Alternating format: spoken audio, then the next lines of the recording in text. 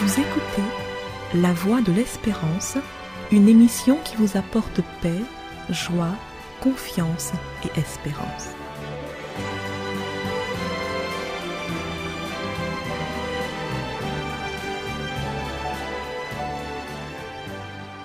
Chers auditeurs, bonjour.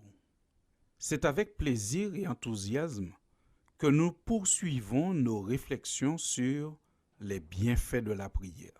La clé de notre réflexion du jour sera le mot merci. Souvent appelé le petit mot magique de 5 lettres, merci est sans aucun doute la manière la plus simple d'exprimer sa gratitude.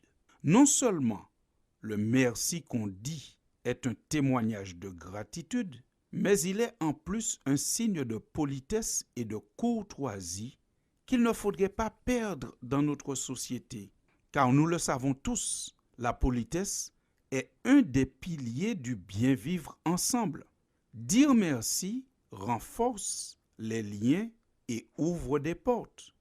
Celui qui dit merci lorsqu'un service lui a été rendu a plus de chances d'être bien accueilli quand il reviendra. A contrario, celui qui néglige de dire merci risque d'être négligé lors de son prochain passage. Le fait d'être poli, de manifester de la gratitude, va donc contribuer à l'enrichissement du lien social, ce qui est très positif pour le moral. On peut donc croire que dire merci, c'est bon pour le moral. Et par ricochet, si c'est bon pour le moral, c'est bon pour la santé physique, puisque notre état émotionnel influence grandement notre santé physique. Disons donc merci à chaque occasion que nous avons, d'autant plus que nous avons de nombreuses formules à notre disposition pour dire merci. Nous pouvons dire merci beaucoup, ou encore un grand merci, merci infiniment, mille merci, merci du fond du cœur, merci bien. S'il est vrai que nous devons dire merci aux humains qui nous entourent et qui nous accordent des bienfaits, il est aussi vrai que nous devons dire merci à Dieu par des prières d'action de grâce, des prières de remerciement. Chaque merci est le signe d'un bienfait reçu. Donc, chaque prière d'action de grâce témoigne du fait que nous avons reçu des bénédictions et que nous en sommes conscients. Chaque prière d'action de grâce témoigne du fait que nous avons reçu des bénédictions et que nous pouvons en réclamer d'autres. Car celui qui nous a bénis hier, celui qui nous a secourus hier, nous pouvons croire qu'il pourra encore nous soutenir et nous secourir demain. Commençons donc par remercier Dieu pour les bénédictions que nous appelons souvent des bénédictions naturelles, c'est-à-dire les bénédictions qui nous permettent de vivre, comme par exemple le bon dosage de l'oxygène dans l'air. Si la planète Terre offre les conditions pour le développement de la vie, c'est parce que Dieu l'a voulu et l'a fait. Dans Acte 17 au verset 28, il est dit « En lui, en Dieu donc, nous avons la vie, le mouvement et l'être. » Vous voyez ce que la Bible dit? La Bible dit que c'est Dieu qui a créé les conditions pour que nous puissions vivre et nous maintenir en vie. Il faudrait avoir, reconnaissez-le, beaucoup de foi dans le hasard pour croire qu'il a pu tout seul, le hasard, organiser avec autant de précision notre planète pour que la vie puisse s'y développer. Croyez-vous sincèrement que le hasard puisse nous donner le bon dosage d'oxygène dont nous avons besoin? Que le hasard puisse mettre la bonne pression atmosphérique ou la bonne température? Vous savez très bien que si le soleil était un peu plus près, nous serions tous brûlés. Et un peu plus loin, nous aurions tellement froid que nous ne pourrions pas vivre. Par conséquent, nous ne croyons pas que le hasard ait pu faire autant de choses. Il est plus sage, plus sensé de croire qu'une intelligence supérieure, qu'un être doué de capacité, de volonté et d'amour ait pris le temps d'organiser une planète pour le développement de la vie de ses créatures. Et c'est pour cela que la Bible nous dit « Priez sans cesse, rendez grâce en toutes choses, car c'est à votre égard la volonté de Dieu en Jésus-Christ. » Nous trouvons ce passage dans 1 Thessaloniciens au chapitre 5, versets 17 et 18. Oui, nous avons toujours des raisons et des occasions de remercier Dieu, de lui dire merci.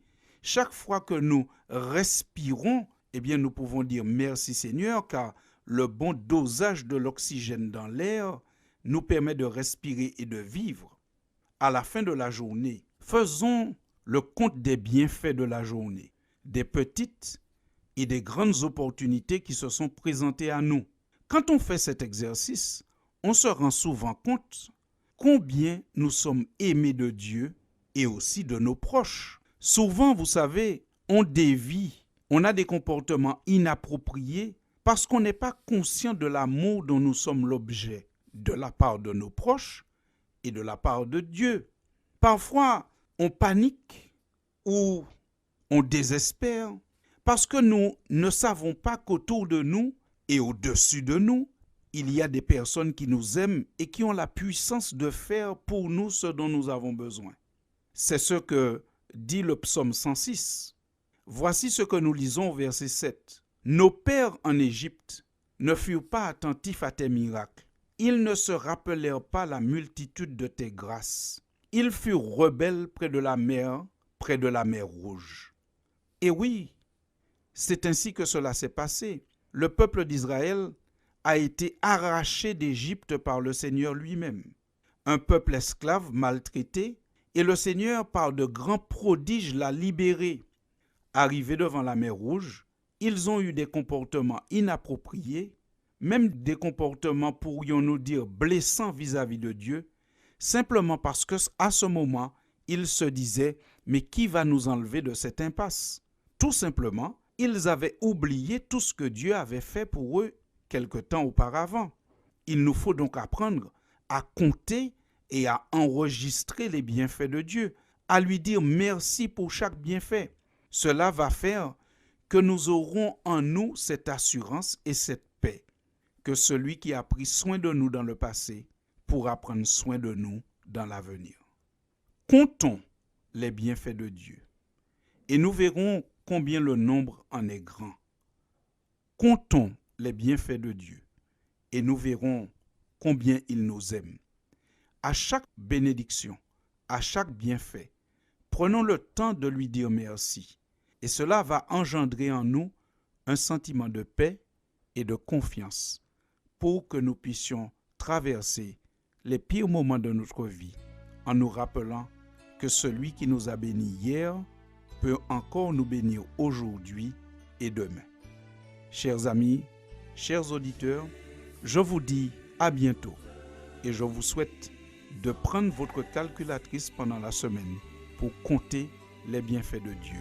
Jésus, nous te disons merci. C'était La Voix de l'Espérance, une émission préparée par l'Église adventiste du 7e jour. Si vous désirez avoir une copie de la causerie d'aujourd'hui, demandez-la. Elle vous sera donnée gracieusement. Écrivez à La Voix de l'Espérance, boîte postale 169 97 324, Cayenne, CEDEX, ou téléphonez au 0594 25 64 26. Merci chers auditeurs et à bientôt.